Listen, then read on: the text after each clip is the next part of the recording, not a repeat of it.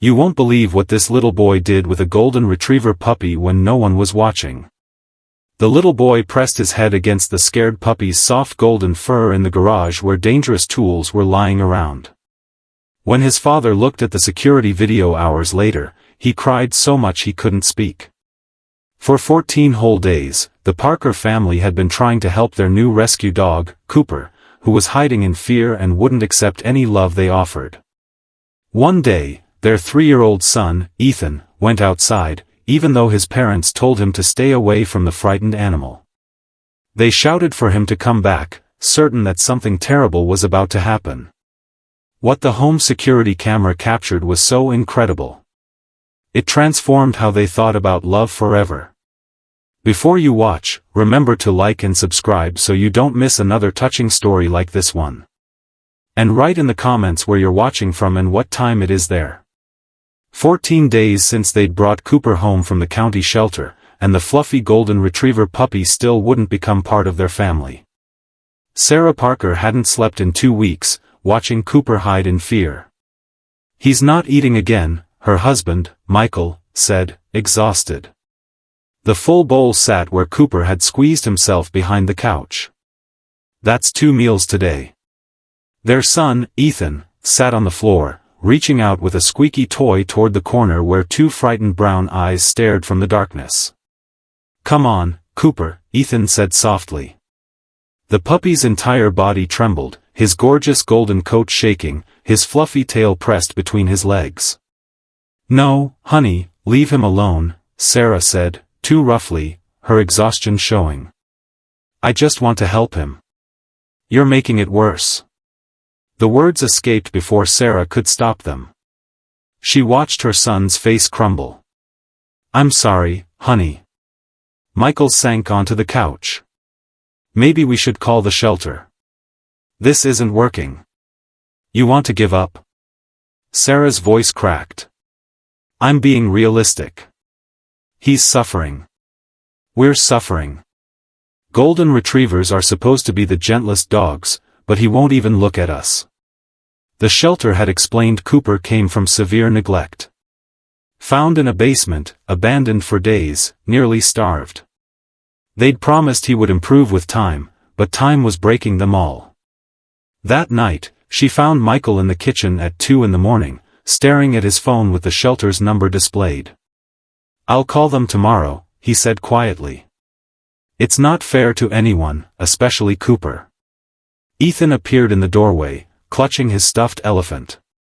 "Is Cooper leaving?" The question pierced Sarah's heart. "We're talking about what's best for everyone, sweetheart." "But I love him." Ethan's voice was barely a whisper. "Sometimes love isn't enough, buddy," Michael said. The next morning felt different. Cooper had moved beneath the dining room table, still trembling. Michael had already called the shelter. They'd come that afternoon. "One more day," Sarah whispered to the puppy. Ethan spent the morning sitting near the table, his small hand palm up on the floor, offering kindness. Then Sarah heard the crash from the garage. Metal striking concrete, the garage door standing wide open. "Cooper!" Ethan's scream pierced the house. Sarah dropped her knife and ran. Through the window, she saw golden fur disappearing into the garage. Her son was already running after him. No, the tools. The garage was filled with sharp tools and blades everywhere. Michael came from behind his truck, face pale. "Where is he?" Ethan pointed to the corner where Cooper had wedged himself behind paint cans. Sharp objects surrounded them. "Ethan, get back inside now." Sarah's voice was harsh with panic. "Don't move fast," Michael warned. But Cooper was trembling violently, his eyes wide with terror. One paw lifted, ready to run. Right in front of him was a disassembled mower blade. "Everyone stop," Sarah whispered. Then Ethan started walking forward. "Ethan, stop." But Michael's hand blocked Sarah. "Wait," he whispered. The 3-year-old moved with a calm that seemed impossible for his age. Not rushing, not grabbing, just walking forward with his small hands visible. Empty, not threatening. Cooper's trembling got worse. His back legs bunched, ready to run.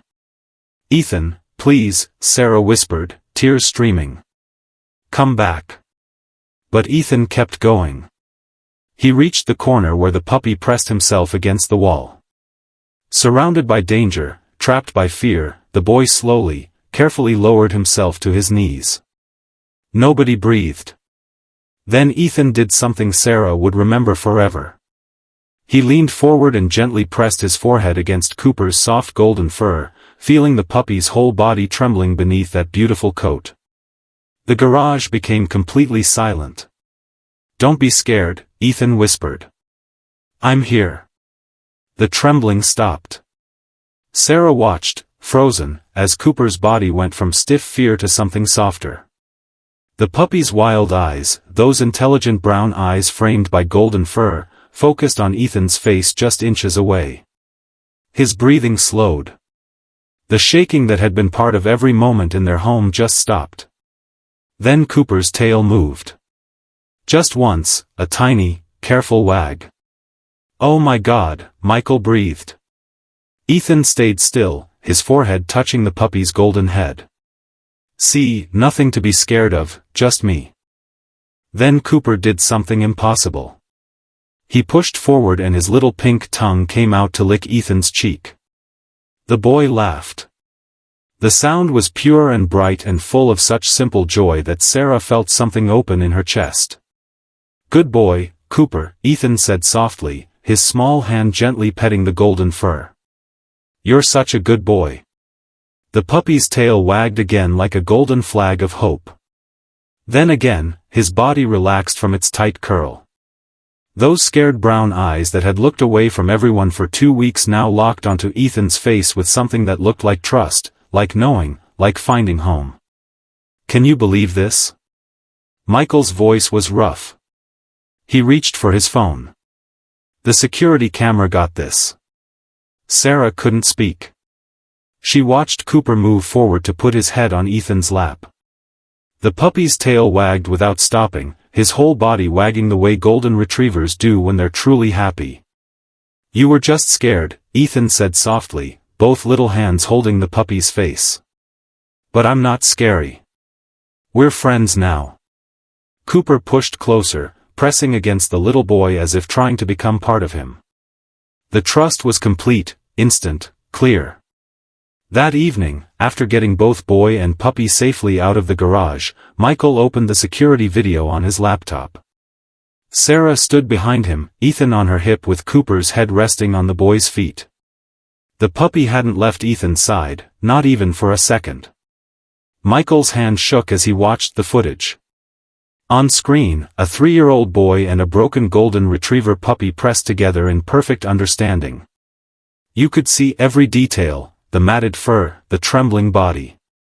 Then the moment his tail began to wag. "If there wasn't a camera," Sarah whispered, "I wouldn't have believed it." "I'm watching it and I still can't believe it," Michael's voice cracked. He turned to look at Ethan, who smiled down at Cooper with such pure love. "How did you know what to do, buddy?" Ethan shrugged. "I just knew he needed to not be alone anymore." The next morning, Sarah called the shelter. Dogs, especially traumatized ones, sometimes respond to children differently than adults, the volunteer, Amy, explained warmly. Kids don't have the same worries. They just live in the moment. Your son offered company without pressure. Golden retrievers want to love.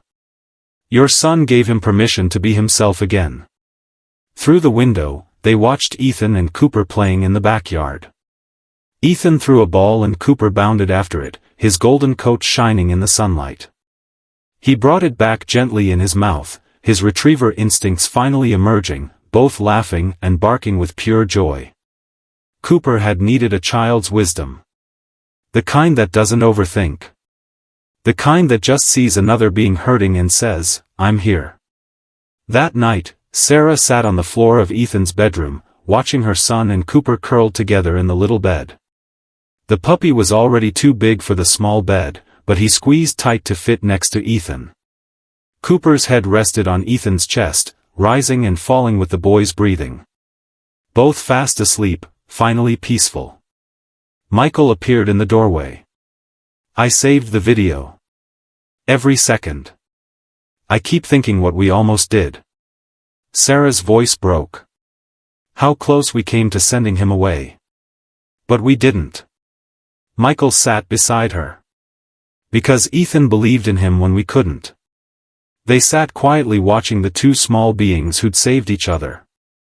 Cooper had found his protector, his safe place. Ethan had found his purpose. His first understanding that his love could change someone's whole world. I called my mom. She cried. Everyone who sees that video cries. Sarah smiled through her tears. The next morning, Cooper ate his breakfast with excitement, tail wagging constantly.